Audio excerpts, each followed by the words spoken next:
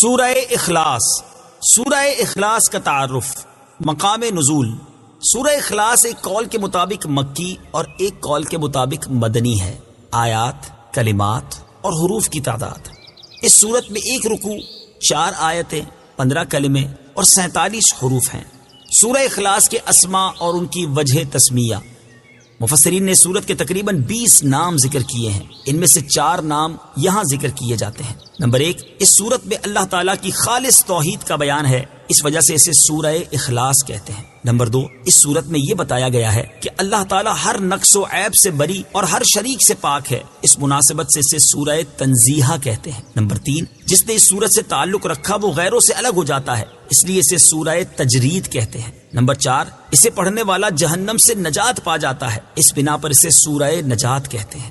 سورہ اخلاص کے فضائل، احادیث میں سورت کی بہت فضیلتیں وارد ہوئی ہیں، ان میں سے 3 احادیث اور ایک وظیفہ یہاں پیش کرتا ہوں۔ نمبر 1، حضرت ابو سعید خدری رضی اللہ تعالیٰ عنہ سے روایت ہے، بخاری شریف کی حدیث ہے، نبی اکرم صلی اللہ تعالیٰ علیہ وسلم نے ارشاد فرمایا، کیا تم میں سے کوئی اس سے عاجز ہے کہ وہ رات میں قرآن مجید کا 1/3 حصہ پڑھ لے؟ صحابہ کرام رضی اللہ تعالیٰ عنہم کو یہ بات مشکل معلوم ہوئی اور انہوں نے عرض کی، یا رسول اللہ صلی اللہ تعالیٰ علیہ وسلم، ہم میں سے کون اس کی طاقت رکھتا ہے؟ آپ صلی اللہ تعالیٰ علیہ وسلم نے ارشاد فرمایا، سورہ اخلاص 1/3 قرآن کے برابر ہے۔ نمبر 2، حضرت عائشہ صدیقہ رضی اللہ تعالی عنہا فرماتی ہیں، بخاری شریف کی حدیث ہے، حضور پرنور صلی اللہ تعالی علیہ وسلم نے ایک شخص کو ایک لشکر میں روانہ کیا، وہ اپنے ساتھیوں کو نماز پڑھاتے تو سورہ فاتحہ کے ساتھ سورت ملانے کے بعد سورہ اخلاص پڑھتے تھے۔ جب لشکر واپس آیا تو لوگوں نے نبی کریم علیہ الصلوۃ والسلام سے یہ بات ذکر کی تو پیارے آقا علیہ الصلوۃ والسلام نے ان سے ارشاد فرمایا، اس سے پوچھو کہ تم ایسا کیوں کرتے ہو؟ جب لوگوں نے اس سے پوچھا تو اس نے کہا، یہ سورت رحمان کی صفت ہے، اس وجہ سے میں اسے پڑھنا پسند کرتا ہوں۔ تاجدار رسالت صلی اللہ تعالی علیہ وسلم نے ارشاد فرمایا، اسے بتا دو کہ اللہ تعالیٰ اس سے محبت فرماتا ہے۔ نمبر 3، حضرت انس رضی اللہ تعالیٰ عنہ سے روایت ہے، ترمذی شریف کی حدیث ہے، ایک شخص نے سید عالم صلی اللہ تعالی علیہ وسلم سے عرض کی کہ مجھے اس سورت سے بہت محبت ہے، ارشاد فرمایا، اس کی محبت تجھے جنت میں داخل کر دے گی۔ نمبر 4، تفسیر ساوی میں لکھا ہے کہ جو شخص گھر میں داخل ہوتے وقت سلام کرے اور اگر گھر خالی ہو تو حضور اقدس صلی اللہ تعالی علیہ وآلہ وسلم کو سلام کرے اور ایک بار قل هو اللہ پڑھ لیا کرے تو انشاءاللہ فقر و فاقہ سے محفوظ رہے گا، اور یہ بہت مجرب عمل ہے۔ سورہ اخلاص کا شان نزول، اس سورت کا شان نزول یہ ہے کہ کفار نے رسول اللہ صلی اللہ تعالی علیہ وسلم سے اللہ رب العزت کے متعلق طرح طرح کے سوال کیے۔ کوئی کہتا تھا کہ اللہ عز و جل کا نسب کیا ہے، کوئی کہتا تھا کہ وہ سونے کا ہے یا چاندی کا ہے یا لوہے کا ہے یا لکڑی کا ہے، کس چیز کا ہے؟ کسی نے کہا وہ کیا کھاتا ہے، کیا پیتا ہے، ربوبیت اس نے کس سے ورثے میں پائی اور اس کا کون وارث ہوگا؟ ان کے جواب میں اللہ تعالیٰ نے یہ سورت نازل فرمائی اور اپنی ذات و صفات کا بیان فرما کر معرفت کی راہ واضح کی اور جاہلانہ خیالات و اوہام کی تاریکیوں کو جن میں وہ لوگ گرفتار تھے اپنی ذات و صفات کے انوار کے بیان سے محو کر دیا۔ سورہ اخلاص کے مضامین، اس صورت میں اسلام کے سب سے اہم عقیدے، اللہ تعالیٰ کی وحدانیت کو بیان کیا گیا ہے، نیز اللہ تعالیٰ کے صفات کمال کے ساتھ متصف ہونے کا ذکر اور عیسائیوں اور مشرکوں کا رد کیا گیا ہے۔ سورہ ابو لہب کے ساتھ مناسبت، سورہ اخلاص کی اپنے سے ماقبل سورت لہب کے ساتھ مناسبت یہ ہے کہ دونوں سورتوں کی آیات کے آخر کا وزن ایک جیسا ہے۔ بسم اللہ الرحمن الرحیم، ترجمہ، اللہ کے نام سے شروع جو نہایت مہربان رحمت والا ہے۔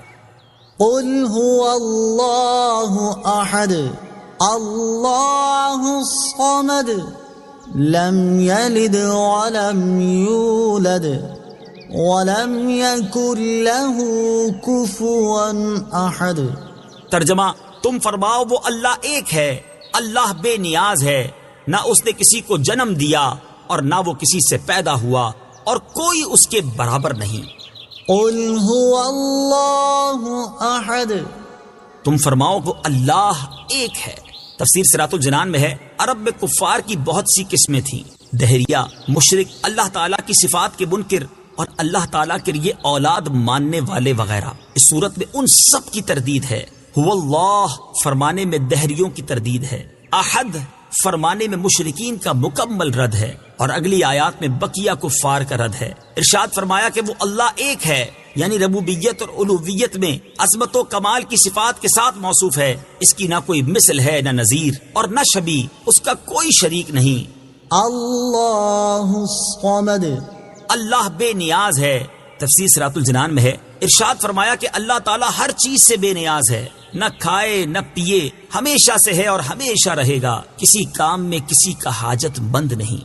لم یلد ولم یولد نہ اس نے کسی کو جنم دیا اور نہ وہ کسی سے پیدا ہوا۔ تفسیر صراط الجنان میں ہے، اللہ تعالیٰ اولاد سے پاک ہے کیونکہ اولاد باپ کی جنس سے ہوتی ہے، اور اللہ تعالیٰ اس سے پاک ہے، یوں ہی وہ خود کسی سے پیدا نہیں ہوا کیونکہ وہ قدیم ہے یعنی ہمیشہ سے ہے، اور پیدا ہونا اس چیز کی صفت ہے جو پہلے نہ ہو اور پھر وجود میں آئے۔ اس میں مشرکین اور یہود و نصارہ سب کی تردید ہے۔ مشرکین فرشتوں کو اللہ تعالیٰ کی لڑکیاں کہتے تھے، یہودی حضرت عزیر علیہ الصلوۃ والسلام کو، جبکہ عیسائی حضرت عیسیٰ علیہ الصلوۃ والسلام کو خدا کا بیٹا مانتے تھے۔ ولم یکن له کفوا احد اور کوئی اس کے برابر نہیں۔ تفسیر صراط الجنان میں ہے، یعنی نہ ذات میں نہ صفات میں، کیونکہ وہ واجب ہے، خالق ہے، باقی سب ممکن مخلوق اور حادث ہیں۔ اس کی صفات ذاتی، قدیم، غیر محدود ہیں، جبکہ مخلوق کی صفات عطائی، حادث اور محدود ہیں۔ صدق اللہ